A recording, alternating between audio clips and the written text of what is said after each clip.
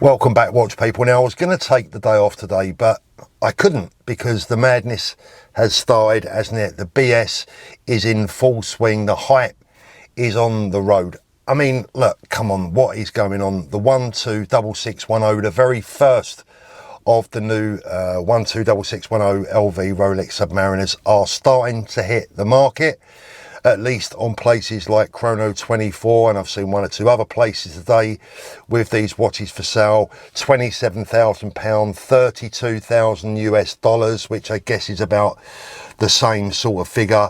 Are these people getting together trying to artificially price inflate? What is their game? What are they doing? I'm going to tell you what I think, and I'm going to tell you what I think right now.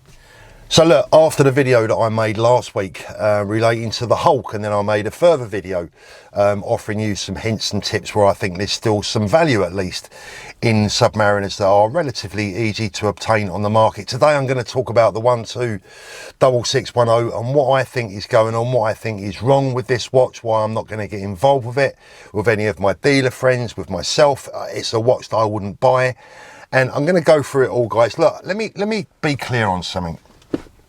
And I don't know if you guys get where I'm coming from here.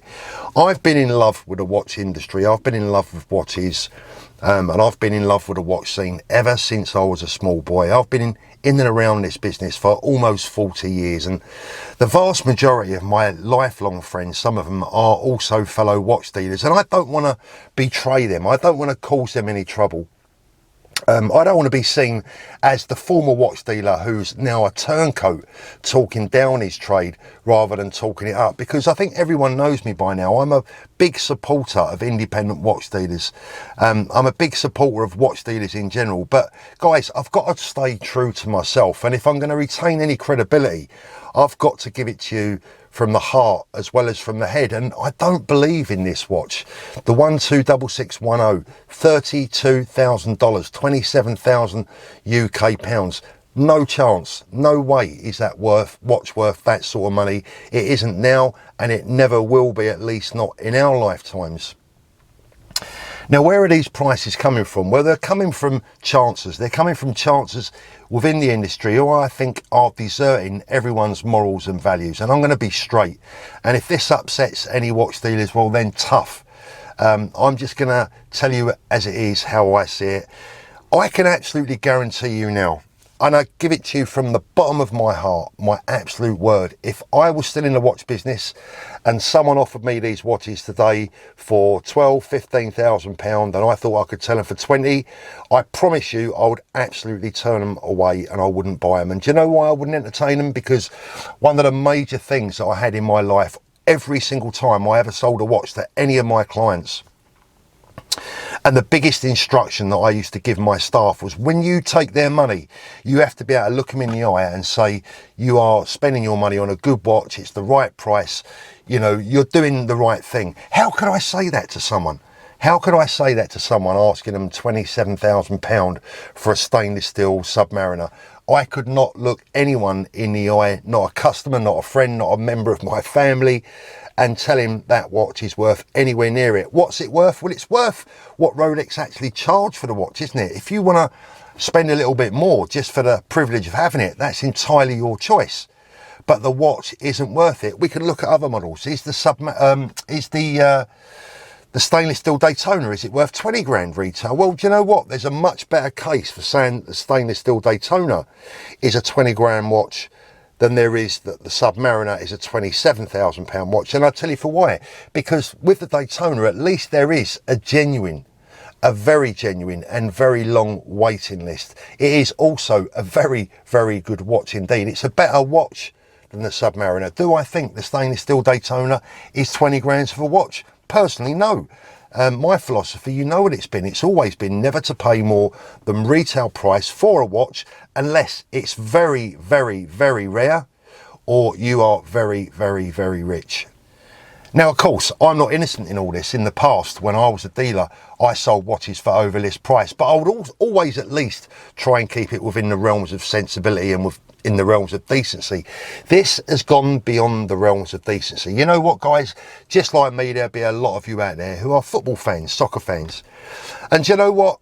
Over the years, my love affair with football has been dulled somewhat. It's been muted a little bit, and it's been muted by the obscene amount of money that is in the game these days, the obscene amount of money that footballers are being paid. I heard somewhere the other week that Gareth Bale is earning about £500,000 a week just for playing on a golf course. Now, look, good luck to Gareth Bale. I'm sure he's a very nice lad, and it's a nice job, and it's good work if you can get it. But your average everyday man on the street cannot relate to this sort of BS, and I remain an everyday man on the street, and I cannot relate to these prices for what are pretty basic watches. If you've got 20 or 30 grand to spend, go and spend it on a watch that costs 20 or 30 grand. Go and buy yourself an AP. Go and look at some Pateks.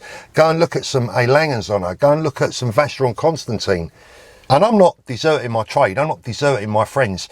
I would encourage all watch dealers out there not to pay the price. Now, let's get it right. Where does this start? This starts right at the very base level, and that is with the original purchaser, the flipper.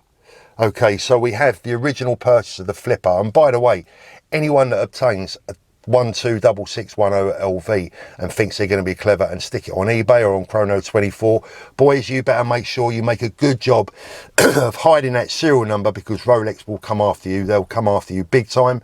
And it wouldn't even surprise me to see Rolex buy some of these hugely ridiculously overpriced models themselves, just to find out the exact source and where the leak is coming from. So you have the flipper that starts the ball rolling. He then goes to the dealer, who then has to make a decision. Is he stupid enough? Is he greedy enough to pay the flipper's asking price? What is that price going to be? Well, if they're seeing them advertised for $32,000, £27,000, they're going to want what?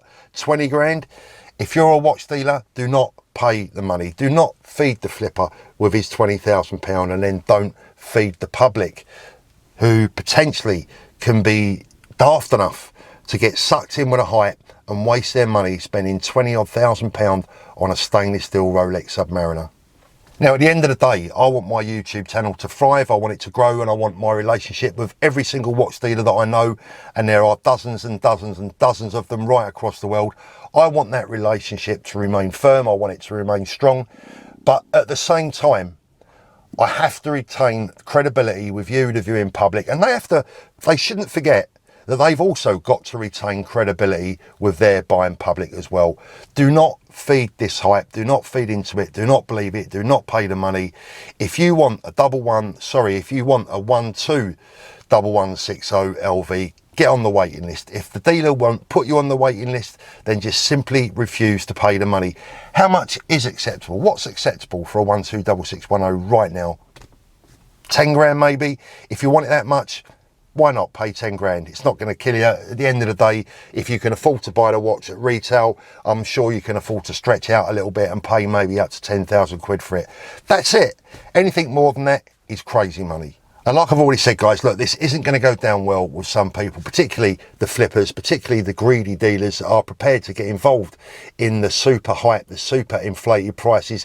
If that's what they want to do, that's fine. It's none of my business. Let them get on with it. My job is to advise the public, the watch buying public that watch my channel, and my advice is don't go anywhere near it. Right, that out of the way, let's have something a little bit more light-hearted. Now, not to be outdone by my good friends David, Khalil and Ushin at the Timeless Watch channel, I thought I'd show you where I live. Now, I now live in Brighton. I'm a born and bred South London lad and very proud of it indeed. But I moved out a long time ago. I live in the city of Brighton, which is probably one of the most bohemian cities that you could live anywhere in the UK. It's a place where you can be whatever you want to be, and no one is going to judge you. You can dress how you want to dress, you can talk how you want to talk, and as I said, you can be absolutely whoever you want to be. Just like the song, if you can't make it in Brighton, you won't make it anywhere, and it really is a city that doesn't sleep. This is where I live.